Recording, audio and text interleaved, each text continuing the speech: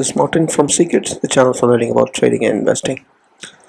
Welcome to Markets Tomorrow, the pre-market analysis that we used to do daily, but now we're doing it for just 2 days in a week. One is on Sunday and today is an pre-expiry day. So this is analysis for February 16th, the weekly expiry to Thursday, tomorrow, 2023. And what did we have? It was a breakout at after 230, 245. It was a breakout of, and 18K was captured all of a sudden after facing resistance for a long time there. But the banks are not showing that much of enthusiasm for some reason. And the Fyers, for a change, they have been buying nowadays. Right? Let's look at the charts and see. Let's look at the details and see what exactly do we have in store and how we can better plan for a good trade for the next day. So it was a close with 86 points up on the Nifty and 83 points.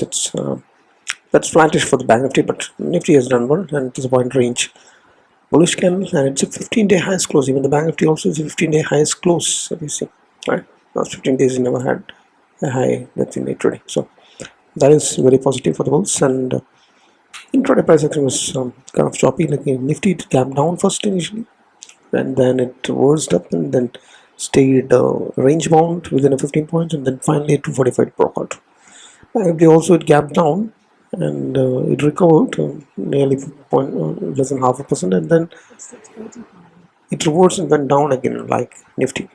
But then it again broke out similar to how Nifty did at 230, 245, and finally managed to close flat Banknifty, and Nifty considerable gain, less than 1%, less than 0.5%, but good gain recovery that happened. So that's the price action intraday. So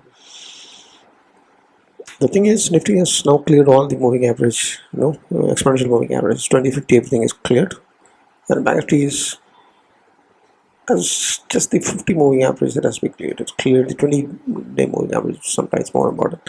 Let's look at the charts instead of talking like this.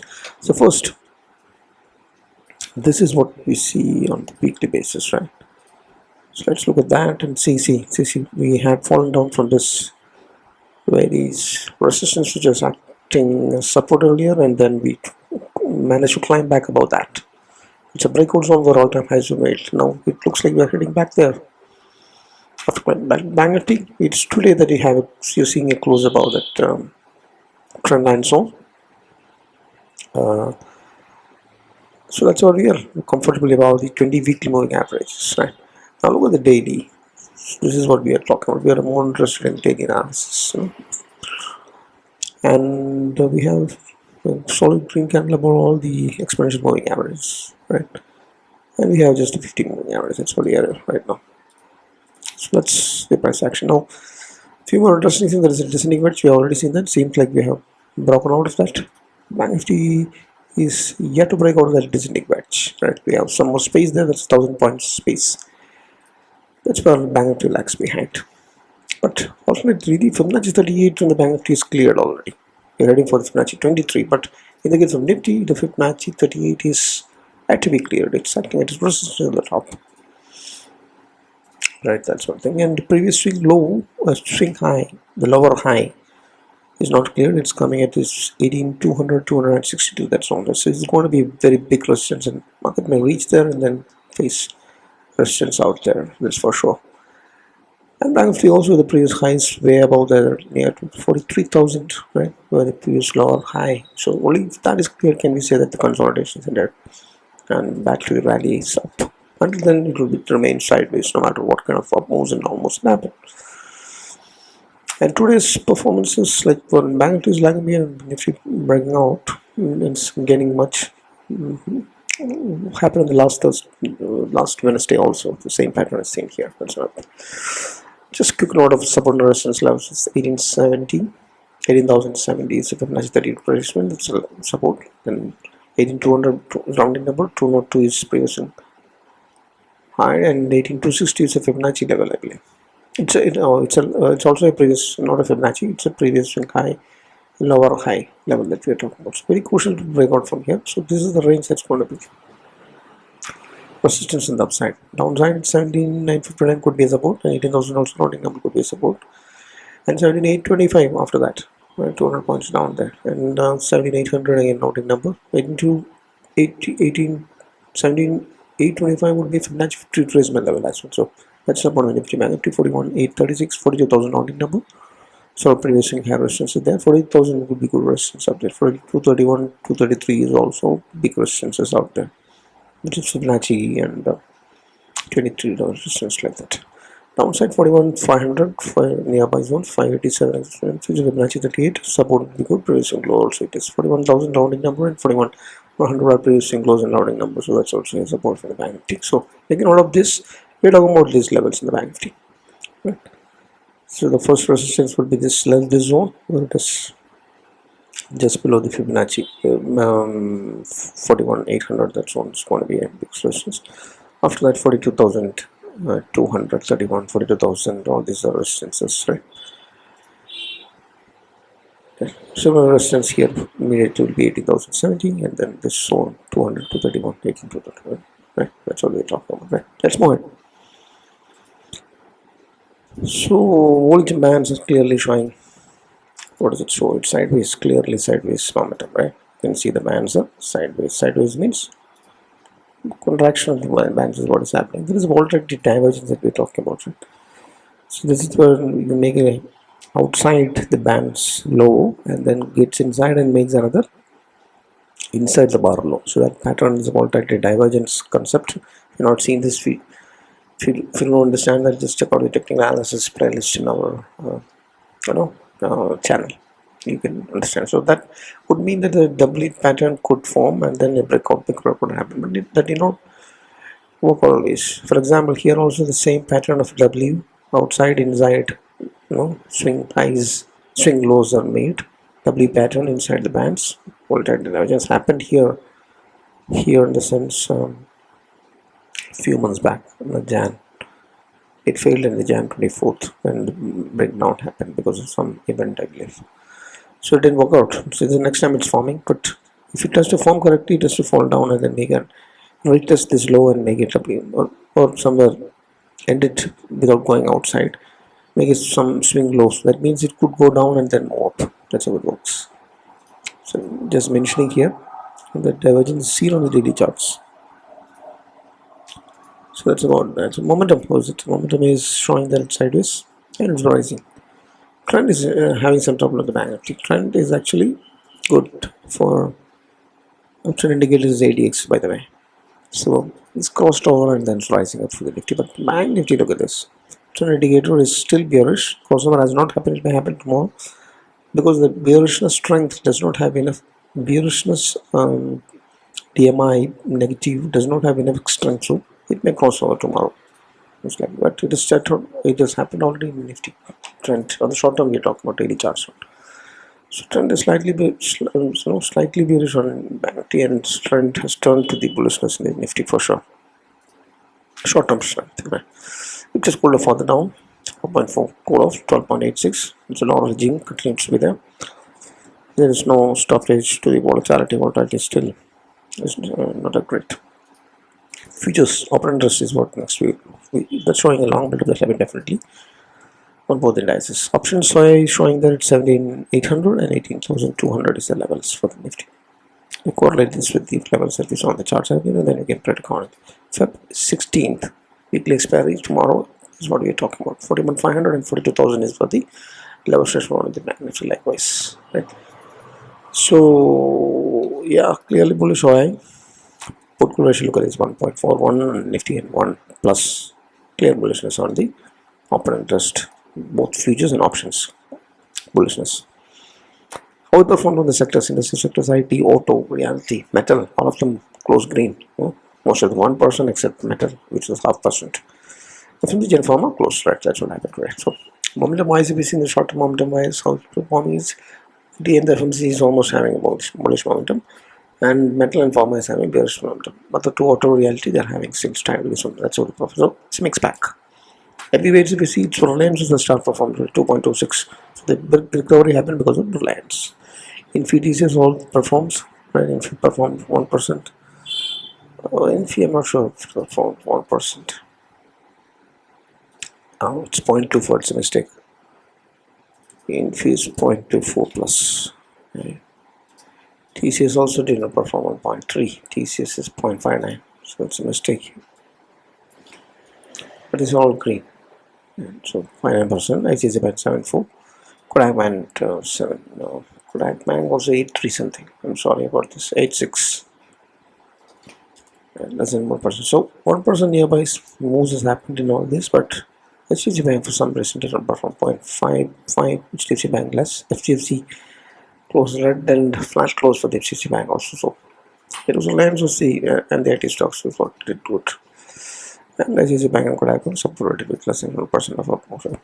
So momentum ICBC look 7 heavyweights. If you see TCS is only one that has got bullish momentum. Others are all in the sideways. So everything is sideways. Nothing is bearish in the heavyweights.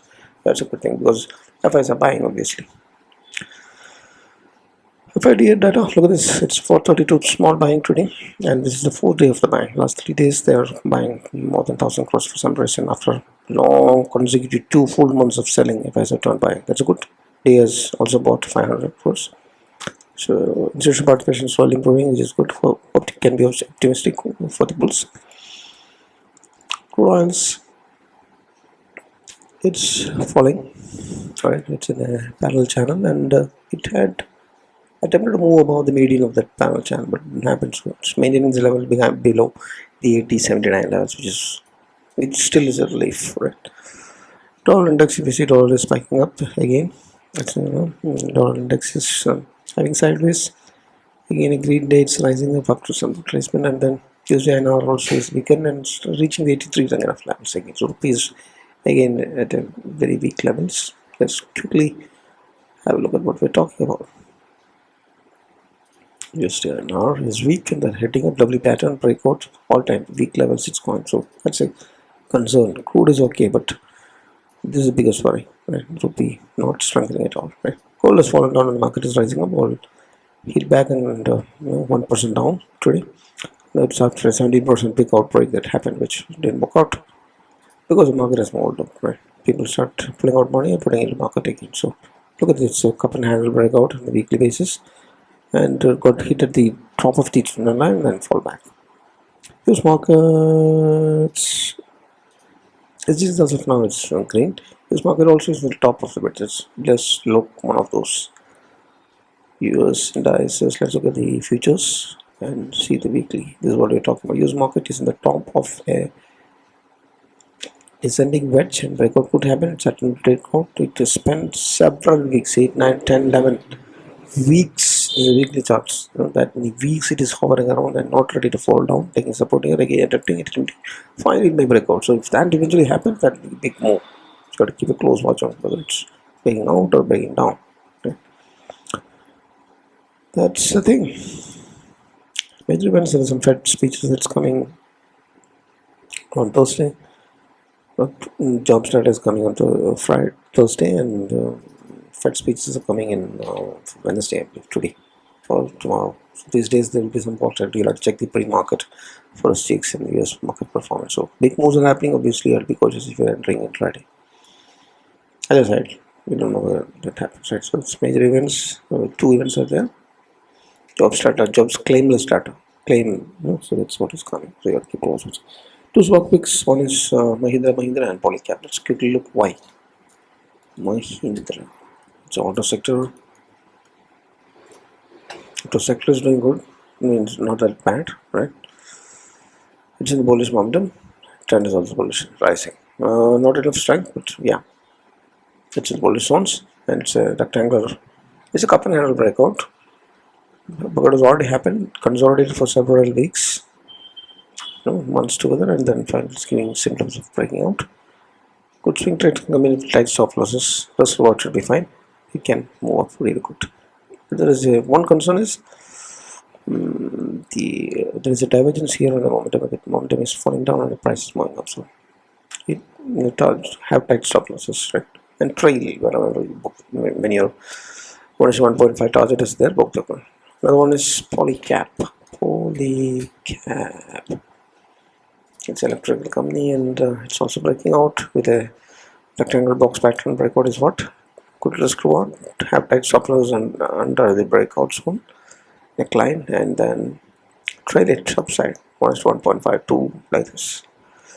The reason is bullish momentum, bullish trend, right?